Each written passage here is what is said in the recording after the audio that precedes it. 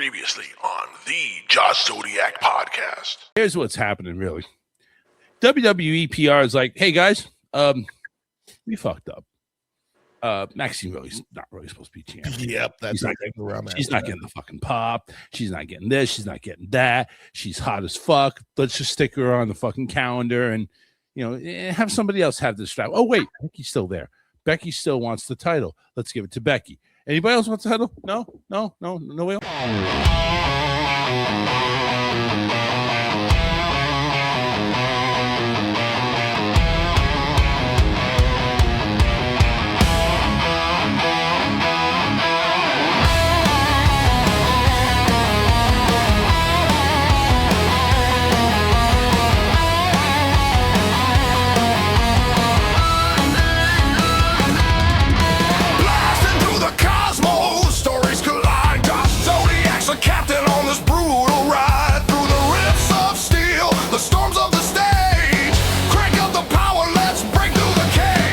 Hello, everyone, and welcome to a new episode of the Josh Zodiac Podcast, the podcast that has no real agenda and no real script, as far as you know. This is the podcast that's looking forward to Finn Balor and Becky Lynch getting title shots in Ireland on Monday Night Raw, and we will talk about that later. The look on Miss Nicole's face says it all. But before we get into that, let me introduce today's guest. First, you can see her on TikTok Live. And what is the name of that podcast again? I always forget the name. It is the Wrestling Queen Cypher. What she said. You can find that on Spotify and YouTube.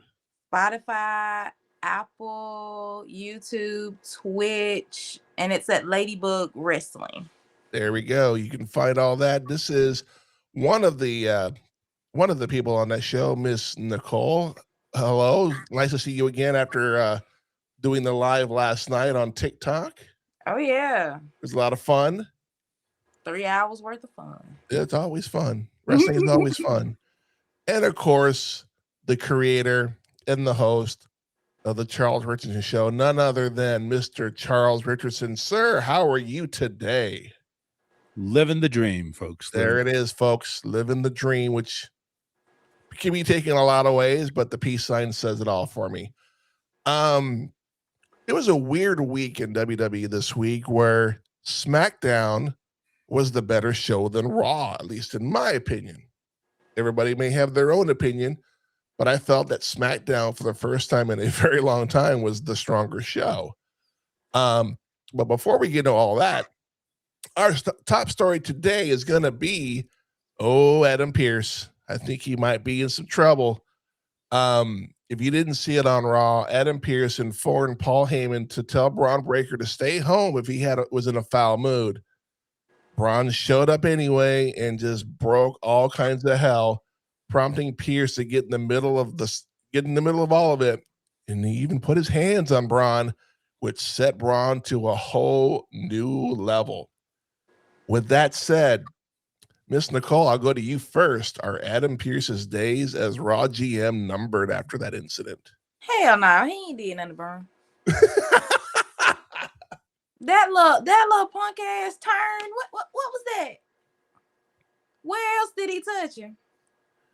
Well, as a person in management, you're not supposed to put your hands on anybody, especially your coworkers. It's very, very frowned upon in any job I've ever had.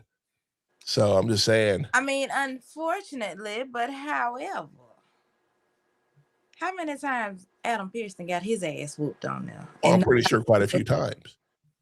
But yeah, with him being the authority figure, he can fine and suspend whoever, need be. So Braun and Heyman just some crybabies. That's all. That man. I won't argue with that. Charles, anything you want to say about that? Yeah, that roid head with a small penis guy, he basically obviously has no control whatsoever of his own bodily functions, let alone his actions.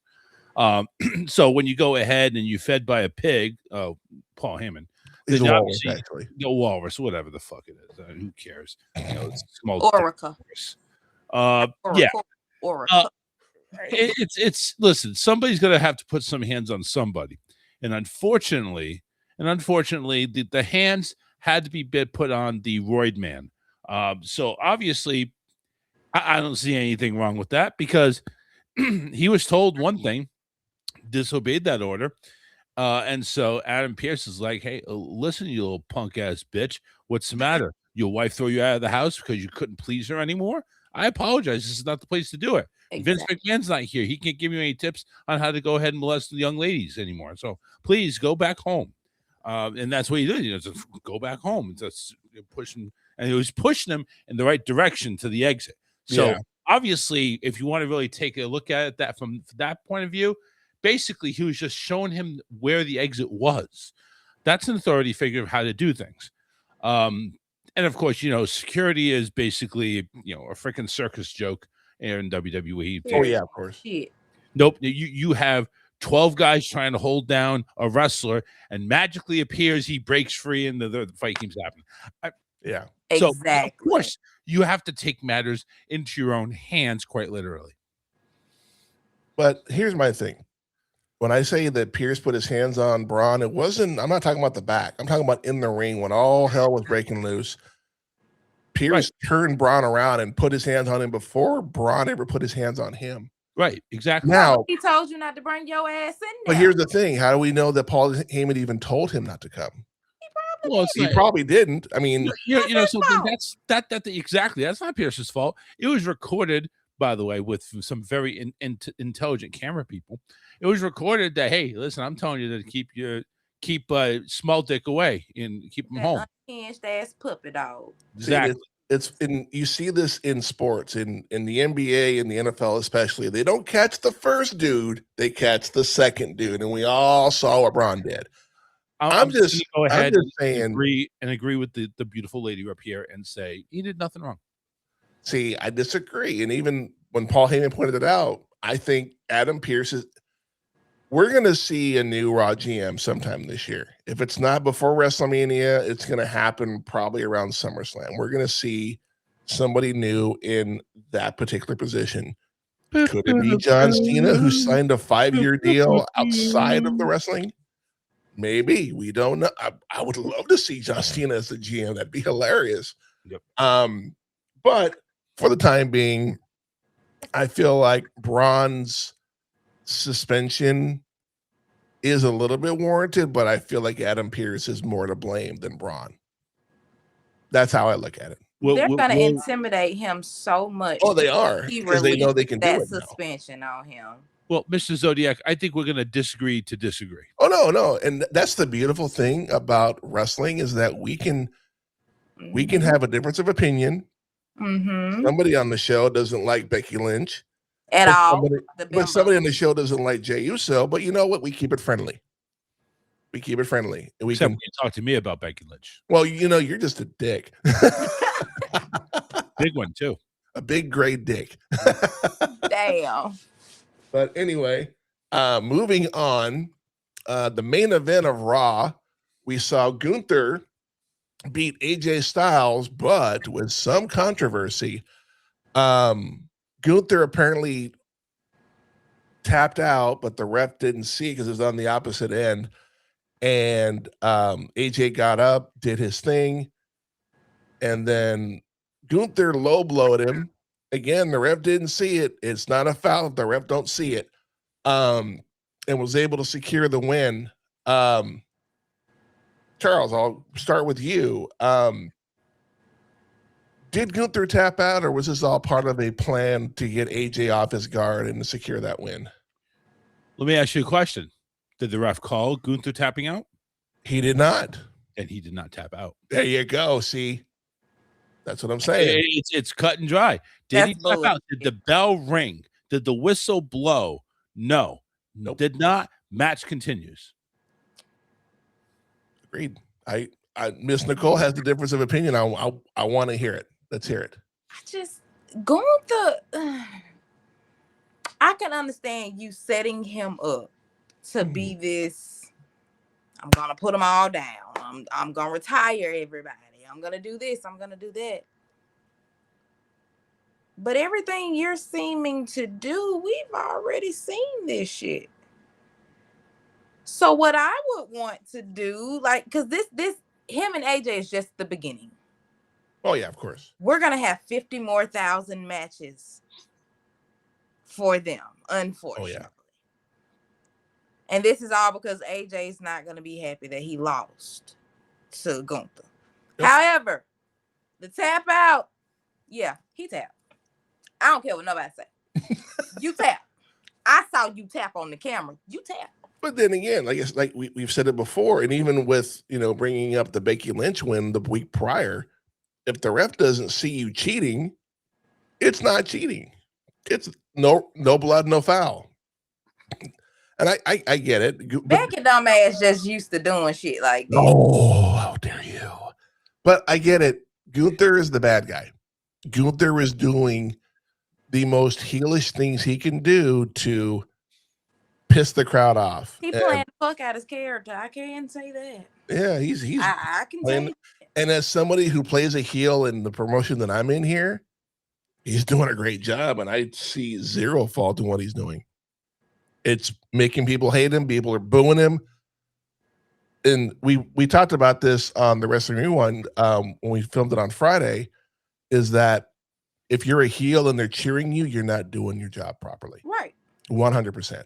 So, and again, some people are gonna be like, I'll cheer for Gunther because I want the bad guy.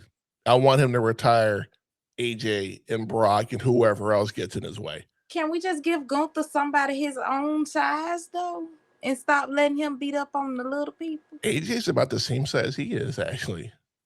And AJ's still a little smaller than him. Well, I'm talking like physique wise. He's yeah, physique wise, but he's still Gunther beating up on everybody that's just same as Jade. Well, yeah, I can't argue that. We'll get through, but yeah. I can't disagree with that. I just don't want to keep seeing Gunther. Like, are they gonna let him go on an undefeated streak? I think what they're probably gonna do is he's probably not gonna get a title shot anytime soon because he had, which is fine. You can be a heel and go on a run like that and not have a title. And I'm okay with that. Because you're still getting the W's. Like, you're still getting the wins. So, yeah. But no, he tapped. I don't care. He tapped. I saw it. He called him a little feel, too. I don't know if y'all Oh, yeah. He's like, hey, how you doing, big boy? Well, they were in Germany or wherever they were, England somewhere, and it's kind of not frowned upon over there. So right. It's not. It's all good. Yeah.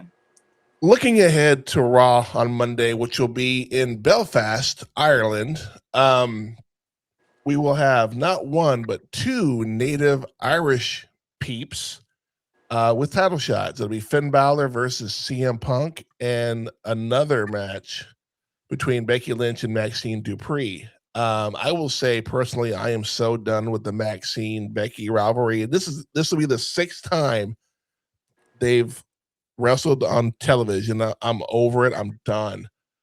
With that being said, and I think I know the answer to all these questions, but I'm going to ask it anyway to Miss Nicole first. Which match are you looking the most forward to? It's going to be CM Punk and Finn. Yeah, I figured as much. Finn hasn't been in that championship spot in a little minute. And plus, I'm ready for them to change his character back. Like, let's get the Prince back. Let's get the Demon back. Yeah, Let's give him something to build him. He by himself now. Yeah, pretty much.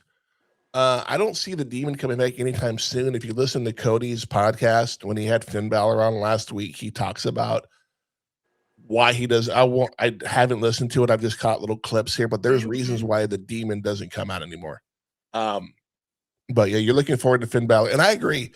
Finn Balor has not had a real title shot since he won the Universal title 11 years ago. And he held it for like a day. And then, Seth Rollins injured somebody. I got to relinquish the title. So, what about you, Charles? I already know your answer, but go ahead and say it. No, I'm actually looking forward to that one too, because this is the year of redemption.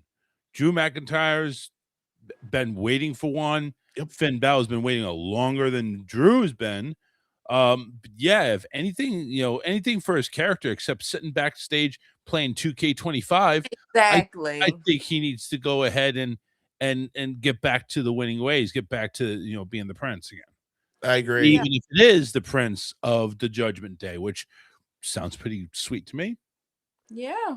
And believe it or not, I am also looking forward to the Finn Balor match because I'm done with the Becky Maxine Dupree thing, and I want to see Finn Balor at least make an attempt for a title run. And I will say this: in the Judgment Day, there's a lot of disorder right now. There really is, because freaking Liv and Roxanne are kind of throwing their 2 cents at Finn. Finn, for a while now, has got something up his sleeve. We don't know what it is, but I feel that if Finn Balor were to win the World Heavyweight Championship, it wouldn't have the impact in the Judgment Day. It would have less of an impact in the Judgment Day than if, say, Raquel won the Women's Championship. That would piss off Liv and Roxanne to the point where I think they would kick her out of the Judgment Day. Well, I think that's coming anyway. I feel that's coming anyway. When she faces, because she's about to face Stephanie, and I hope they do it at Saturday night's main event. Me being honest, like, go and get it out the way. Yeah, because I feel like Liv is gonna cost her that match, and that's what's gonna split Raquel from the Judgment Day. Yeah, because even though Raquel is the heel, and she's motivated by the prize, and of course Liv's and be like, oh, well, I never lost my tag team belt. Well, you did, because you left and whatever. Exactly. It is what it is. But yeah, I'm hoping. I don't think Finn's going to win, but I do think he's going to put on a good show, because they're not going to take it off of they're not going to take it off of CM Punk this soon. I don't see it happen. And if they do, I'll be surprised. We didn't think that Cody would drop it to Drew. That is true. That is true. So CM Punk, he's gotten to the mountaintop. He's gotten to main event WrestleMania. He's been champion, albeit not very long, but still, he has become champion. He's held it for a little bit. Maybe that's all it needs. Now he can go back and he's got all that weight off his shoulders now. Yeah. You just go back and go ahead and be the coach and mentor to the young kids. Oh no, that weight ain't on him. That weight ain't off of him. Seth coming. Oh yeah, it's gonna be a whole nother feud. If he comes back at the Rumble, it's gonna be nuts what happens, and yeah, it's gonna be. Just stay tuned for that.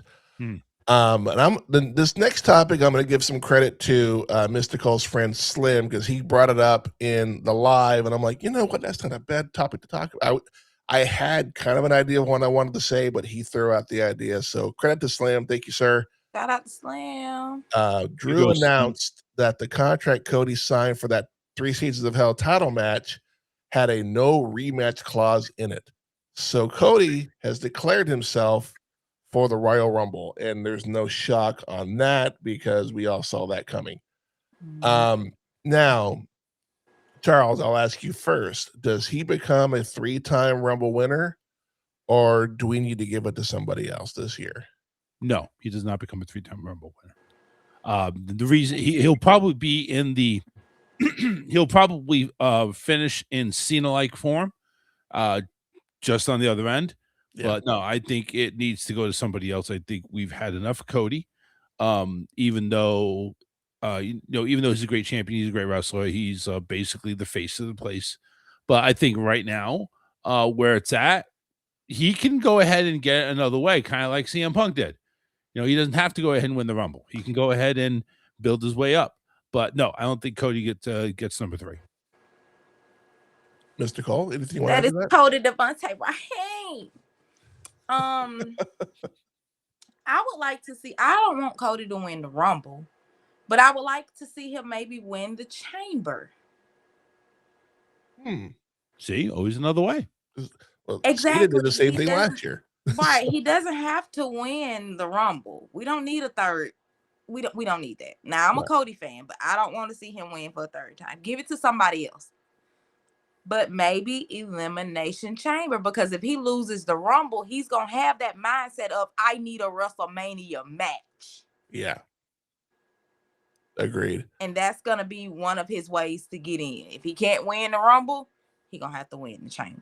Yep. And if Cody doesn't have a belt, there's no way in hell he's not in that Chamber. Yep. Well, I look at it like this, and I brought this up in the live yesterday too, is that both Cody and Roman here in the next month or probably after WrestleMania will be taking time off because they're promoting that new Street Fighter movie coming out later the year. So I don't see them putting a strap on either one of them going forward. Do I think Cody should win the Rumble this year? No, that's a wait. And we talked about this before we went on air. I have changed my pick. I originally had Braun Breaker winning the Rumble. I have since changed my mind on that. Somebody I'd forgotten about. And I feel the Rumble is supposed to give somebody an opportunity. Cody's had his time, especially with the Rumble. He's done. But I could see him being in the final four, maybe even the final two. They'll tease what they did last year with Cena versus Jay. And everybody was like, oh, yeah, Jey Uso's not going to win this. And then what happened? Jey Uso freaking won the Rumble. So they could totally pull this off again with somebody else. I think if they do that, if they play it right, this could still, granted, Cody's already lost the title. He's already upset. If he loses the Rumble, that's more seeds. This is just seeds for that heel turn that everybody is waiting for. And this could definitely make it more come up to the front. You know what I mean? And if he does go in the Chamber and he loses that too, I think that's the third strike. Because it's like, okay, what the hell am I supposed to do now? I'm not in a title run. All he can do at this point is pull a rock and screw whoever has the title out of the match. If it goes that way to where he loses both of those PLEs, he's definitely just full blown going heel. Oh yeah, 100%. I do agree with that, but I think giving Cody another Rumble win is a waste. That'd be 3 wins in 4 years. No, I don't need that. And I don't think anybody else wants that either.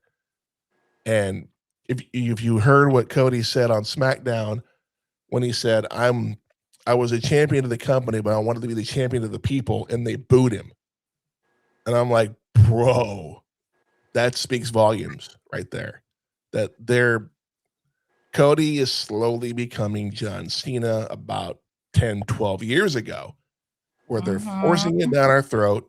Okay, I like Cody. He's a great dude. He does a lot. He's a good dude. But there's only so much of the good guy crap that we can tolerate before we go. Come on, man. That's why, again, I've said this before. I felt like the John Cena heel turn was a decade too late. Granted, it made an impact the way it went down, but then there was no Rock, no Travis Scott, no nobody. It was just freaking Cena. And then after a while, he was like, am I really the bad guy in this story? No, I'm a good guy who made a bad decision. I'm like, no, I don't like bad people like that. Either you're a bad guy or you're a good guy. Right. You can't be in the middle. You can't be in the middle. And that's all I'm going to say about that. So if you don't mind, move on. I got a question. Sure, go ahead. So, for the Royal Rumble, do you all have someone that you would want at number 1 and number 30? Ooh, I hadn't thought about that, actually. Yeah, me neither. I hadn't thought about that. That's a good question, actually. If I had to do on the fly, I would probably at number 1, if it happens, cool. If not, I'm not worried about it. But number 1 would be Jericho if he comes back. Number 30, I would think you'd have to give it to Gunther just because the heel, that the boos that the crowd would give you would make sense to do that. Like, oh, Gunther got pretty much a free shot at the title, right? Or you could give it to Cody, and he ends up in the final 4 and ends up losing. He's given the golden egg and he can't do nothing with it. Kind of like Sammy. You came in late and still, yeah. Do you have a number 1 and number 30 in mind, or are you just posing the question in general? Yeah, I said, now y'all know I don't like Gunther. So I said, since y'all putting Gunther so dominant, put him in as number 1. They've done that before, though. Let him last the entire Rumble, and then Oba comes out. Oh, at number 30. That. Yeah, that's going to be interesting. That I would love to see Oba, because that pop that Oba would get at 30. Yeah. But you're going to have somebody strong in there, because he's not going to win the Rumble. Now, he could, but you would have to have somebody. So put him up against Gunther. Yeah. Okay. I can get behind that. I see no fault in that. What about you, Charles? I don't have a 1 in 30. I'll tell you that much right off the bat. I think if it's a 30, you want to bring somebody back that's been gone. So 30 would be like Jericho or somebody, or Seth Rollins, even, or Seth or Edge or something like that. Oh, you definitely want to bring somebody back at that number. Whether they win or not, that's not guaranteed. 27 has been the number that wins a lot. At number 1, shoot, it could. Well, it was number 20 last year. Yeah. But I'm just saying 27 is usually the odds-on favorite. I think they've won more times than any. Yeah, 27 is the lucky number. Yeah. Number 1, you always go throw to Rey Mysterio. I think he's been at number 1 like the most ever, like for anybody else. But number 1, throw an NXT person in there. Well, they did that with Roxanne last year in the women's. And they did that with Bianca Belair 1 year too, if I'm not mistaken. Yeah, I could see that. They could put like on the female side, Saloka, that's another good one too. But yeah, we could speculate on that all day, and it would. Oh yeah, we could. That'd be a whole other episode on itself. So, since they're purging NXT already and leaving them with leftovers and scraps and pizza that's been in the fridge for 2 weeks.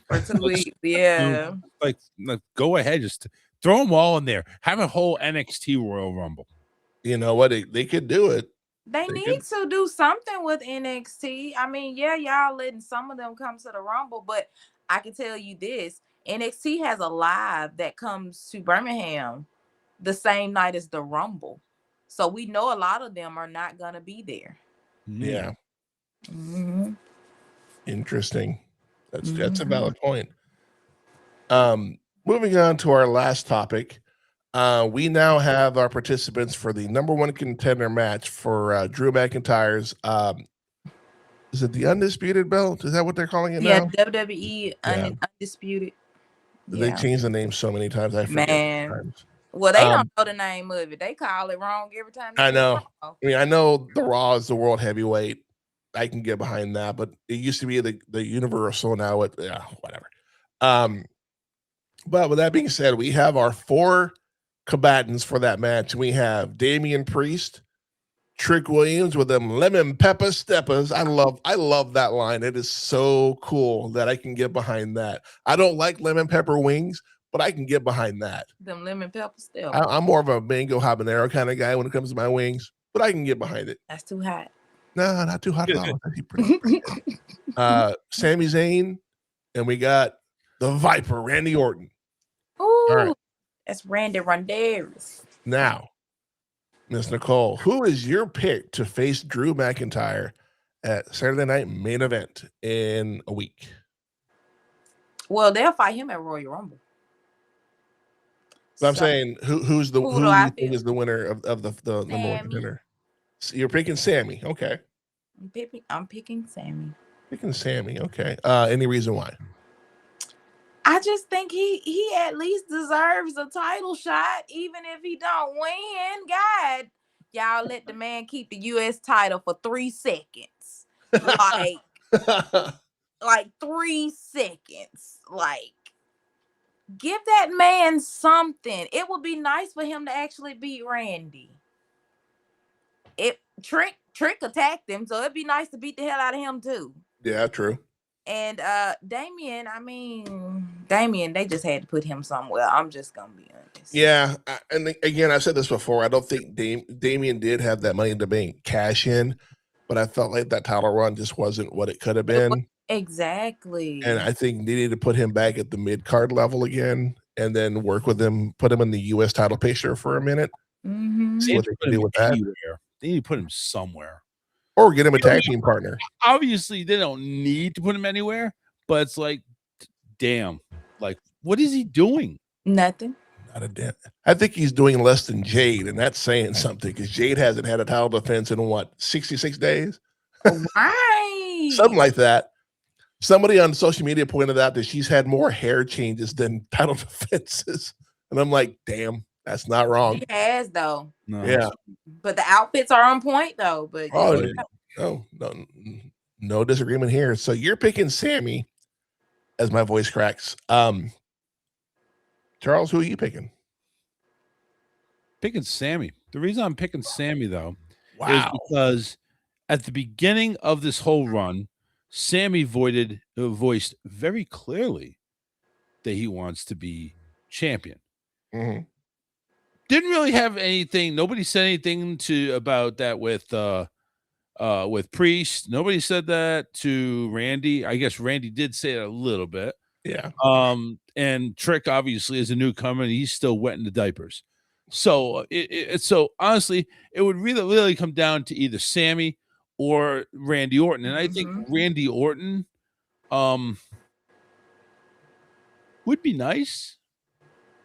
I think it would be nice to see Randy Orton, but I think it's time for Sammy to go ahead and kick it in a little bit here. But so I'm going to pick Sammy. Now, I've already said that Damian probably needs to go back to the mid-level. Trick Williams is still fairly new, so I don't see him getting a title shot right out the gate. I'm over Sammy. I'm done. I've never been a fan of Sami Zayn. He's better when Kevin Owens is with him. He's better with him. So I'll leave that. And who's to say Kevin Owens doesn't come and help him out? That's a valid point. because they've been teasing him coming He's back. been on the shelf for a minute. But Randy Orton wants number 15. He wants to edge ever closer to that title. Mm-hmm. So my pick is going to be the Viper. I can never do that pose. He does it so well. My pick is going to be Randy Orton. And now, do I think he's going to win? No, I don't think he will. Having Randy go against Drew McIntyre and losing will help legitimize Drew's title run right out the gate. If you Damian Priest, Sami Zayn, Trick Williams, he beat a new dude. Randy Orton is the only person here that's been in the company for more than a decade. And having Randy Orton go up against the new champion will help solidify that title run, give it more of a oomph, so to speak. It'll help put him over, so to speak. Granted, he's already over, but you can always go higher. So yeah, that is my pick for that particular match, and it should be a good match either way because they're both really good at what they do.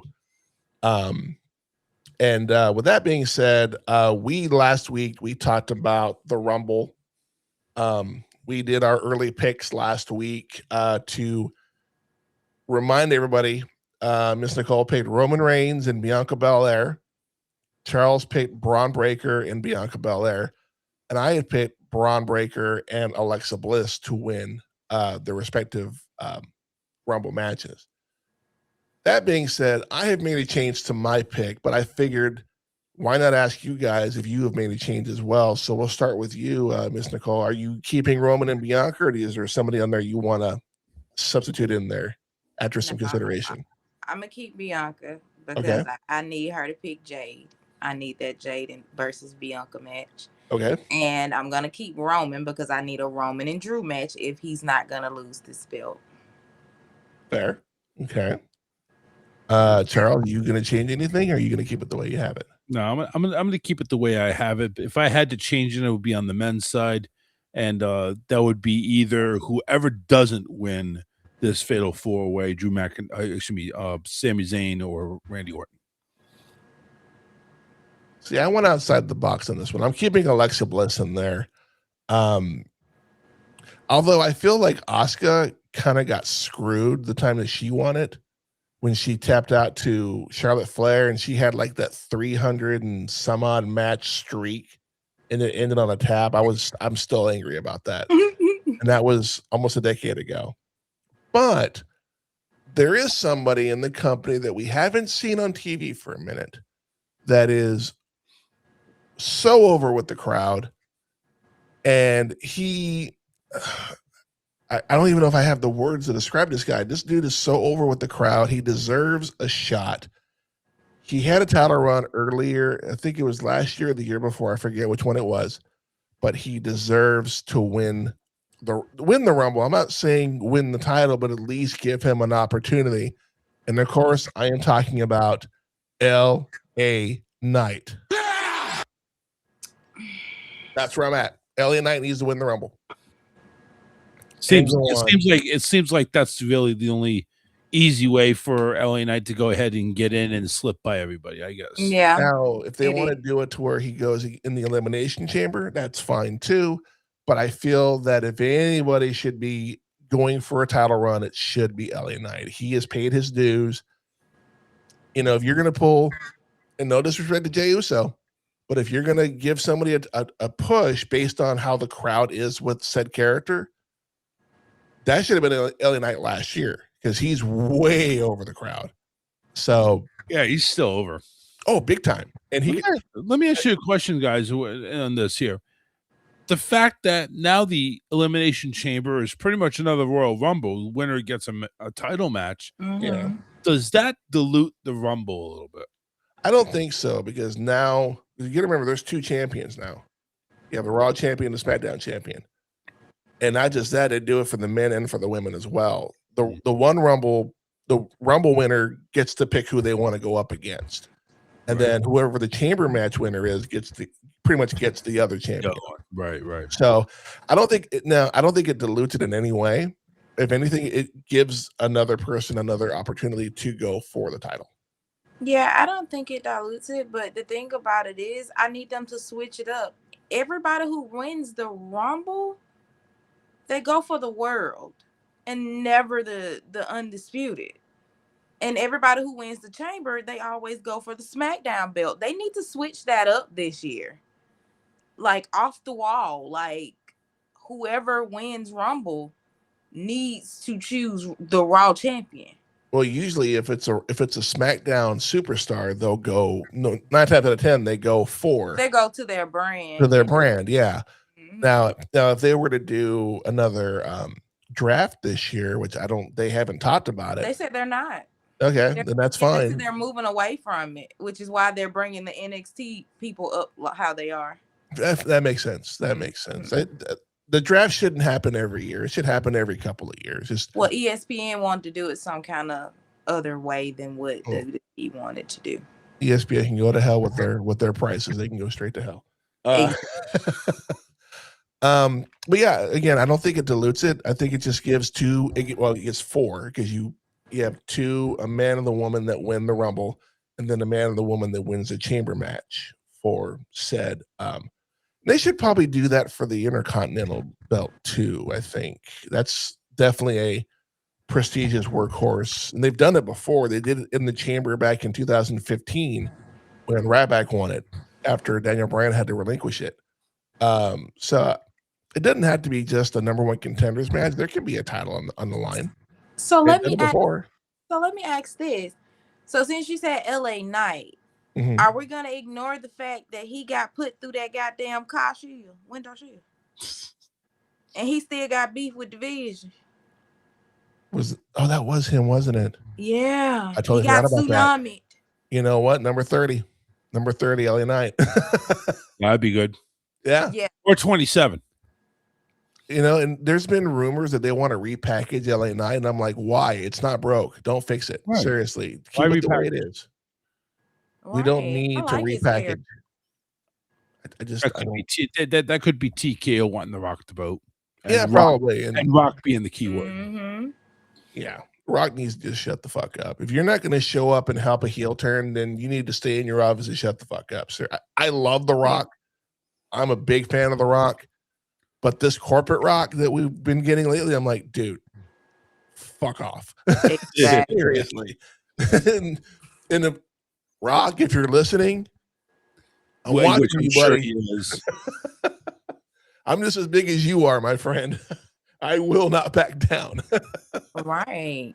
Although I don't know where the gym is, so he does. With that being said, we will conclude this particular episode of the Josh Zodiac Podcast. Programming note for those of you that are listening, all 10 of you. We will not be doing a review of Raw and SmackDown next week. Next week, I'll be debuting the first of 12, one for each month, obviously, of our classic pay-per-view series that myself and the Psycho Nerd have been recording for the past couple of weeks. We have 12 total pay-per-views, old pay-per-views we have on the slate. Next week will be the Royal Rumble 2012.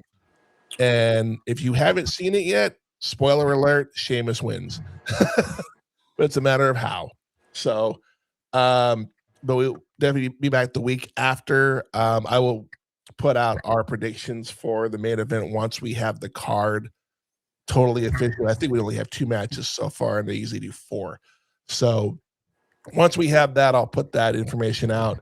And of course, we will have preview and review of the Rumble once it goes down on the 31st of January.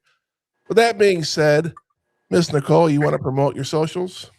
Sure. All right. So you can find me on Instagram and TikTok at girlieslove_wrestling2. And you can also catch me on Tuesdays from 7 p.m., 7:15 p.m. Eastern Standard Time. And on Saturdays, 2 p.m. Eastern Standard Time on the Wrestling Queen Cypher, live on Twitch and YouTube. Charles, you want to promote your show, or are you still taking a hiatus? Nope, we're actually going to be making our way back here. I'm not sure if it's this week upcoming or next weekend. We'll be on Wednesday nights only. And nice. Okay. Yeah, for the time being, 8 to 10 Eastern time. It'll be either the either the 28th or the 4th of February. One of the 2 dates we'll come back on that day. So Wednesday nights, 8 to 10. It'll be one night a week, and then seeing how the new job takes effect, we'll tinker with it as needed. I understand that. And besides the Josh Zodiac Podcast, which you can find on Apple Podcasts, Spotify, and YouTube, as well as Facebook and TikTok, my other podcast, The Real Movie Critics, real spelled REEL, little play on words there. We just dropped our newest episode. We recorded this on Saturday, so it dropped today. We're doing a review for the 30th anniversary of From Dusk Till Dawn. You can catch that on Spotify and YouTube as well. I also on Fridays record with a company and a radio station in Ireland called The Phoenix, I believe is what it's called. It's called The Wrestling Rewind. We talk about the current events in WWE, and we go back in the time machine and we talk about previous shows or pay-per-views. This last episode we did the Rumble 2005. Next week, we're going back to the year 2000. So for you Conan O'Brien fans out there, you'll know what I'm talking about. And you can find all that show, especially on YouTube and Spotify as well. But that doesn't matter because the descriptions for everything will be down below. Again, I want to thank everybody for being here for this recording of the Josh Zodiac Podcast. For Miss Nicole and Mr. Charles, I am the Josh Zodiac. Again, thank you for being here. And until then, in a world of Superman, be the Green Lantern, my friends. We'll see you next time.